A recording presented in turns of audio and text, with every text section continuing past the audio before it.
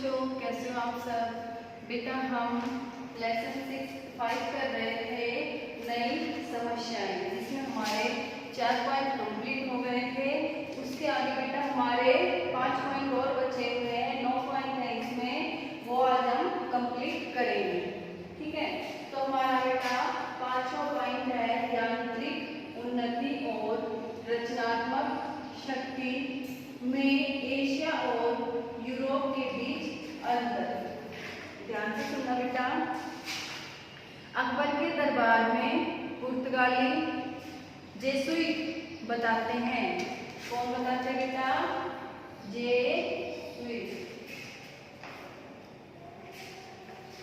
Jesuit बताते हैं कि उसकी दिलचस्पी बहुत सी बातों में थी और वह उन सब के बारे में जानकारी हासिल करना चाहता था। कौन जानकारी हासिल करना चाहता था बेटा? जेसुइट। ठीक है, जेसुइट जानकारी हासिल करना चाहता था। उसे सैनिक और राजनीतिक मामलों का पूरा ज्ञान तो था ही, साथ ही बहुत सी यांत्रिक कलाओं का भी।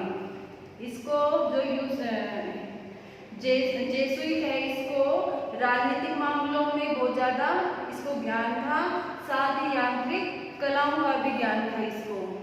फिर भी यह अजीब बात है कि उसकी जिज्ञासा एक बिंदु पर जाकर रुक गई थी। उसके बाद यदि अकबर ने इस तरफ ध्यान दिया होता तो पता लगाया होता कि संसार के दूसरे हिस्से में क्या हो रहा है, तो उसने सामाजिक परिवर्तन की बुनियाद रख दी होती। अगर अकबर ने दूसरी जगह अगर ध्यान लगाया होता तो आज हमारे समाज में बहुत अधिक परिवर्तन हो रहा होता। उसके सामने बड़ी समस्या यह थी कि वह इस्लाम के साथ राष्ट्रीय धर्म और लोगों के रीति रिवाजों का मेल करा के राष्ट्रीय एकता कैसे कायम करे। जो अकबर था उसके सामने सबसे बड़ी समस्या बेटा ये थी कि जो इस्लाम जो धर्म आ रहा था, इस्लाम के साथ राष्ट्रीय धर्म और लोगों के रीति रिवाज का मेल मिलाप कैसे हो। इस तरह भारत की सामाजिक स्थिति में अकबर भी कोई बुनियादी अंतर पैदा नहीं कर सका था। और उसके बाद भारत ने फिर अपना गतिहीन और अपरिवर्तनशील जीवन अपना लिया था। जो परिवर्तन नहीं हो और जो गतिहीन हो, जो चलता ना, जो एक ही जगह टिक गया हो, वो जीवन अपना लिया था। किसने अपना लिया था बेटा? भारत ने। उसके बाद अकबर ने जो इमारत खड़ी की थी वह इतनी मजबूत थी कि दुर्बल उत्तराधिकारियों के बावजूद वह 100 साल तक कायम रही। मतलब कमजोर जो उत्तराधिकारी थे उसके बावजूद भी वो कायम रही थी, वो बनी हुई थी, 100 साल तक वो बनी हुई थी इमारत। सिंहासन के लिए शहजादों में लगातार युद्ध होते रहे और केंद्रीय शक्ति कमजोर पड़ती गई। किसके लिए? सिंहासन, कुर्सी के लिए, राजा बनने के लिए, महाराज बनने के लिए आपस में युद्ध होता रहा। जो केंद्रीय जो अंदर की जो शक्ति थी बेटा वो कमजोर पड़ गई थी। भारत में रहने वाले अधिकतर मुसलमानों ने हिंदू धर्म से धर्म परिवर्तन किया। जो भारत में जो मुसलमान थे वो हिंदू धर्म से धर्म परिवर्तन करने लगे थे। कुछ लंबे संपर्क के कारण भारत के हिंदुओं और मुसलमानों से बहुत सी समान विशेषताएं, आदतें, रहने सहने का ढंग और कलात्मक रुचियां विकसित की थी। वे शांतिपूर्वक एक कौम के लोगों की तरह साथ साथ रहा करते थे। हिंदू और मुसलमान एक जाति की तरह, मतलब एक धर्म की तरह एक साथ साथ रहने लगे थे। वे एक दूसरे के त्योहारों में शामिल होते थे बेटा, एक ही भाषा बोलने लगे थे और तथा बहुत कुछ एक ही तरह से रहते थे और एकदम एक जैसी आर्थिक समस्याओं का सामना भी करते थे। कौन करते थे बेटा? हिंदू और मुसलमान एक साथ रहने लगे थे। मतलब जो त्योहार होते थे वो भी सारे मिलजुल कर मनाते थे। उसके बाद है बेटा मुगल शासन काल के दौरान बहुत से हिंदुओं ने दरबार की भाषा फारसी पुस्तकें लिखी थी। जो हिंदू ने किसमें पुस्तकें लिखी थी बेटा? फारसी पुस्तकें लिखी थी। इनमें से कुछ पुस्तकें कागजी रचनाएं मानी जाती है। इस समय मुसलमान विद्वानों ने फारसी में संस्कृत की पुस्तकों का अनुवाद किया था और हिंदी में भी उनको लिखा था। उसके बाद है बेटा मेवाड़ के उन राणा प्रतापों की प्रशंसा में लिखा जो बराबर अकबर से युद्ध करते रहे, उनके सामने कभी हथियार नहीं डाले थे। कुछ समय तक वे शाही सेना के सिपहसालार रहे। फिर भी उन्होंने मेवाड़ के मतलब मेवाड़ के राणा प्रताप की प्रशंसा के लिए उन्होंने लिखा था कि बाबर अकबर से युद्ध करते रहे और उनके सामने कभी हथियार नहीं डाले। हमारा बेटा 6 पॉइंट है, औरंगजेब ने उल्टी गंगा बहाई, हिंदू राष्ट्रवाद का उभार शिवाजी। ठीक है, हमारा 6 पॉइंट है। देखिए बेटा, औरंगजेब समय के विपरीत चलने वाला शासक था, मतलब समय से उल्टा चलने वाला शासक था। अपनी सारी योग्यता और उत्साह के बावजूद उसने अपने पूर्वजों के द्वारा किए गए कामों पर पानी फेरने का प्रयास किया। जो उसके पूर्वज थे, पूर्वज मतलब उसके जो पिताजी थे, दादा थे, परदादा थे, उन्होंने जो कार्य किए थे, जो काम किए थे भारत के लिए, उन सभी पर क्या कर दिया था, उन्होंने पानी फेरने का प्रयास किया था। वह कठोर नैतिकवादी था, उसे कला या साहित्य से कोई प्रेम नहीं था। वह बहुत ही कठोर नैतिकवाद था, उसे कला से और कला साहित्य से कोई भी प्रेम नहीं था। हिंदुओं पर पुराना घृणित जजिया कर लगाकर और उनके बहुत से मंदिरों को तुड़वाकर उसने अपनी प्रजा के बहुत बड़े हिस्से को नाराज कर दिया था। जो ये औरंगजेब है, इसने बेटा बहुत से मंदिर तुड़वा दिए, मस्जिद तुड़वा दिए और जो अपनी प्रजा थी उसको बहुत ही नाराज किया था। उसने उन अभिमानी राजपूतों को भी नाराज कर दिया जो मुगल साम्राज्य के अवलंब और स्तंभ थे। उत्तर में सिख उठ खड़े हुए। वे हिंदू और मुस्लिम विचारों का किसी हद तक समन्वय करने वाले शांतिप्रिय समुदाय के प्रतिनिधि थे, जो दमन और अत्याचार के विरुद्ध एक सैनिक बिरादरी के रूप में संगठित हो गए। भारत के पश्चिमी समुद्र तट पर उसने प्राचीन राजपूतों के वंशज लड़ाकू मराठों को क्रुद्ध कर दिया। ठीक ऐसे समय जब उनके बीच एक अद्भुत सेनानायक खड़ा हुआ था। उन्होंने हिंदू मुसलमानों के मंदिर और मस्जिद तुड़वा दिए। उसके बाद राजपूतों को भी उसने नाराज किया। उसके बाद जो सिख थे बेटा, वो उसके विरुद्ध खड़े हो गए थे और मराठा भी उसके विरुद्ध खड़े हो गए थे। उसके बाद मुगल साम्राज्य के खंडित होने का महत्वपूर्ण कारण आर्थिक ढांचे का कारण था। जो मुगल साम्राज्य का जो खंडित होने का महत्वपूर्ण कारण क्या था? आर्थिक ढांचा। किसान बार बार विद्रोह करते थे। इनमें से कुछ आंदोलन बड़े पैमाने पर हुए।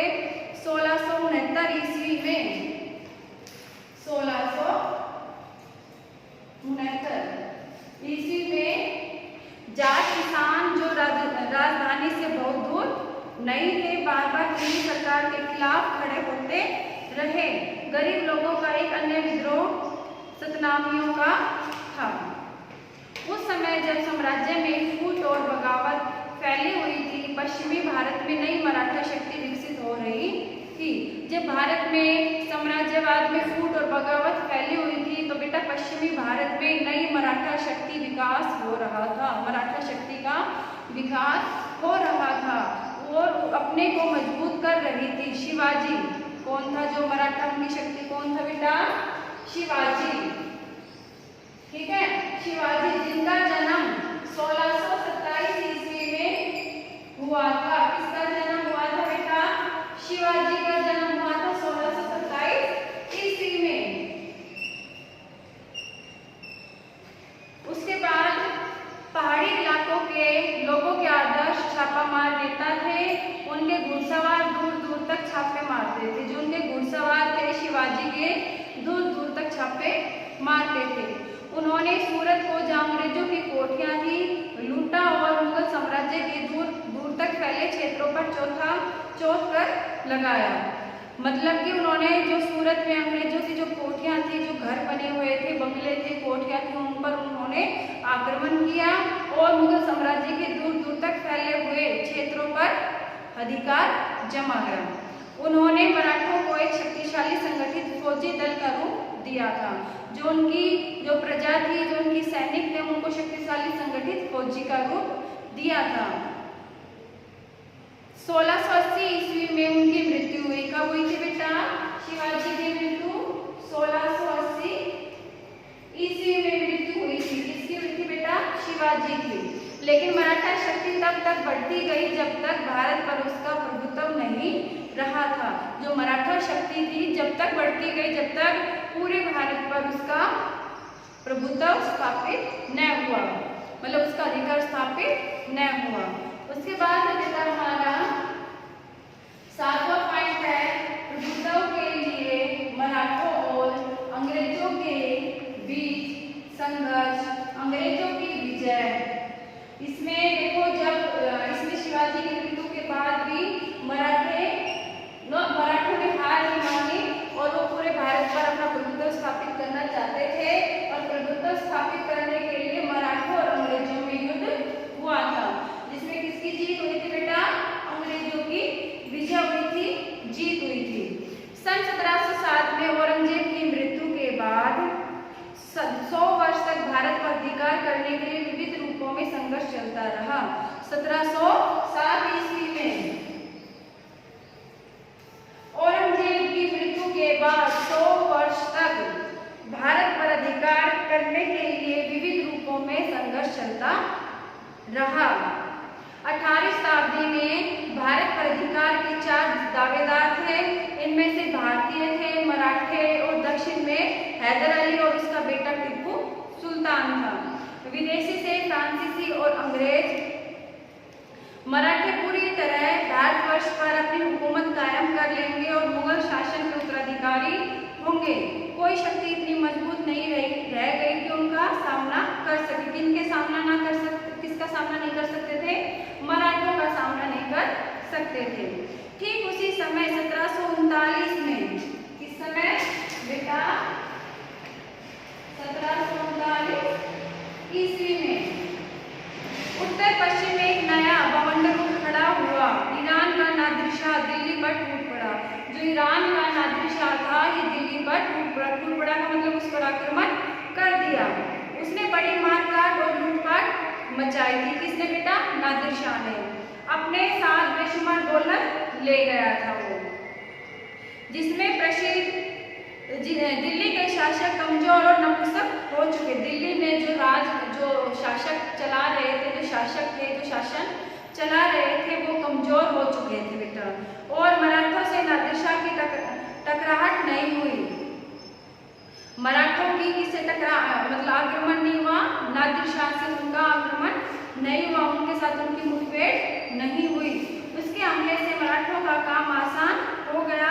वे बाद के वर्षों में पंजाब में भी फैल गए। एक बार फिर ऐसा लगा कि भारत मराठों के अधीन हो गया है। उसके बाद बंगाल में जालसाजी और बगावत को बढ़ावा देकर क्लाइव, कौन है बेटा? क्लाइव।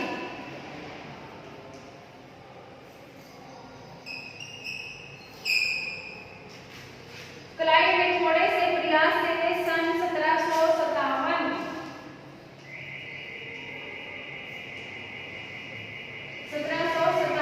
ईस्वी में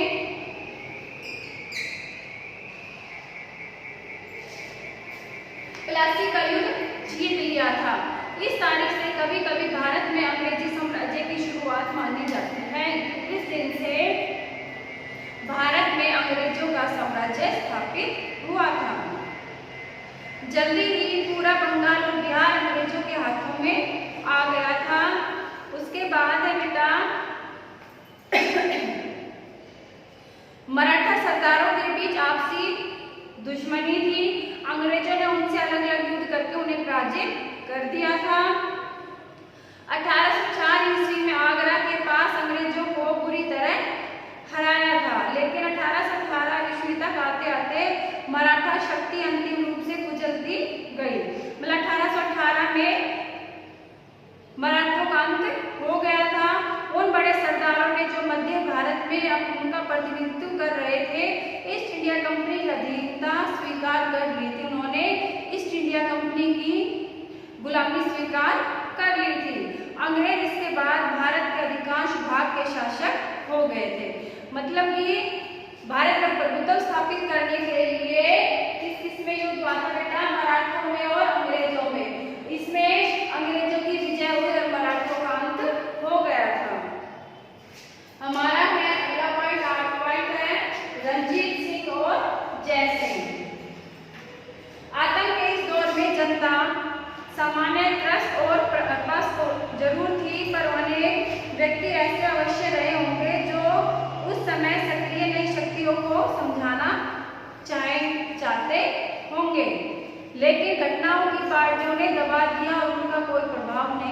पड़ा था।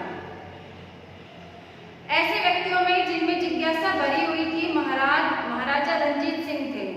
वे जाट सिख थे जिन्होंने पंजाब में अपना साम्राज्य कायम किया था।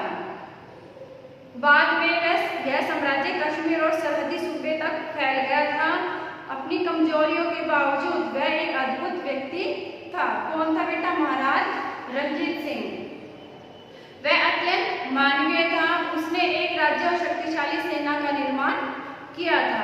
एक दूसरा पर कुछ और ही ढंग का भारतीय राजनेता राजपूताने में जयपुर का सवाई जयसिंह था। ये जयपुर का था बेटा जयसिंह। उसका समय कुछ और पहले था। उसकी मृत्यु 1743 ईस्वी में हुई थी। कब हुई थी बेटा? 1743 में, 1743 ईस्वी में इसकी मृत्यु हुई थी। वह औरंगजेब की मृत्यु के बाद होने वाली उथल पुथल के समय हुआ था। वह इतना चतुर और अवसरवादी था कि एक के बाद एक लगने वाले धक्कों और परिवर्तनों के बावजूद बचा रहा था। जयसिंह ने जयपुर, दिल्ली, बनारस, मथुरा में बड़ी बड़ी वैधशालाएं बनवाई हुई थी। उसने जयपुर नगर बसाया था। उसने उस समय के कई यूरोपीय नगरों के नक्शे इकट्ठे किए और फिर अपना नक्शा खुद बनाया था। उसने इन पुराने यूरोपीय नगरों के कई नक्शे जयपुर के अजायब घर में सुरक्षित है।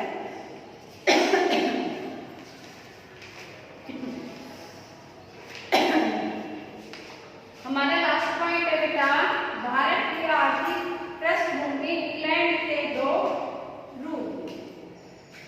अपने आरंभिक दिनों में ईस्ट इंडिया कंपनी का मुख्य काम था भारतीय माल लेकर यूरोप में व्यापार करना। कंपनी को इससे बहुत लाभ हुआ। भारतीय कारीगरों और शिल्पियों की कारीगरी इस तरह की थी कि वे इंग्लैंड में उत्पादन के स्तर तकनीकों का बड़ी सफलता से मुकाबला कर सके।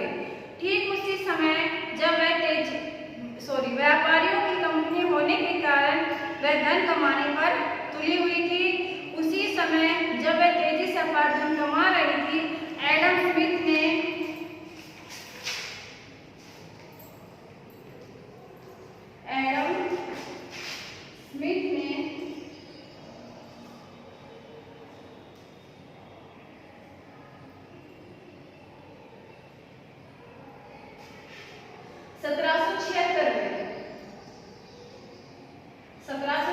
ईस्वी में द वेल्थ ऑफ नेशन में लिखा, एकमात्र व्यापारियों की कंपनी की सरकार किसी भी देश के लिए सबसे बुरी सरकार है। एकमात्र व्यापारियों की कंपनी किसी भी सरकार के लिए, किसी भी देश की सरकार के लिए बहुत ही बुरी सरकार है ये। इंग्लैंड का भारत में आगमन तब हुआ जब वह 1600 ईस्वी में रानी एलिजाबेथ ने ईस्ट इंडिया कंपनी को परवाना दिया था। उस समय शेक्सपियर जीवित था और लिख रहा था। 1608 में मिल्टन का जन्म हुआ। उसके बाद हैम्पडेन और कॉमनवेल्थ सामने आए, राजनीतिक क्रांति हुई। 1660 ईस्वी में इंग्लैंड की रॉयल सोसाइटी की स्थापना हुई थी। उसके बाद बेटा संयुक्त राज्य अमेरिका के स्वतंत्र होने का समय लगभग वही था जो भारत के स्वतंत्रता होने का समय है। यह सच है कि अमेरिकियों में बहुत से गुण हैं और हमें बहुत सी कमजोरियां हैं। अमेरिका में बहुत सी क्या है, बहुत सी काबिलियत है और हमारे देश में क्या है, बहुत सी कमजोरियां हैं। यह भी सच है कि अमेरिका में नई शुरुआत के लिए बिल्कुल अनछुआ और साफ मैदान था, जबकि हम प्राचीन समृद्धि और परंपराओं से जकड़े हुए थे। जब अमेरिका में नई शुरुआत हुई तो वो बिल्कुल उनका क्या था, बिल्कुल साफ मैदान था, साफ था सब कुछ। लेकिन हमारे क्या थी, प्राचीन समृद्धियां थी, यादें थी, परंपराएं थी। हम किससे जकड़े हुए हैं, परंपराओं से जकड़े हुए थे। फिर भी इस बात की कल्पना करना कठिन नहीं है कि यदि ब्रिटेन ने भारत में यह बहुत भारी बोझ नहीं उठाया होता। उसके बाद बेटा भारत न केवल अधिक स्वतंत्र और अधिक समृद्ध होता, बल्कि विज्ञान और कला के क्षेत्र में और उन सभी बातों में जो जीवन को जीने योग्य बनाती, उनसे कहीं अधिक प्रगति की होती। मतलब कि आज जो हमारा भारत है, इस से अलग हमारे भारत की दशा होती, बहुत ही उन्नति कर रखी होती हमारे देश ने। ये ऐसा सब कुछ हमारे नेहरू जी ने इस लेसन में बताया है। हमारा ये लेसन बेटा कंप्लीट हो गया है। एक बार आप बच्चों फिर दोबारा इस लेसन को रीड करना और समझने की कोशिश करना। मैंने लेसन समझा दिया, अगर आपको फिर भी कुछ समझ में नहीं आए तो पूछ सकते हो। Thank you.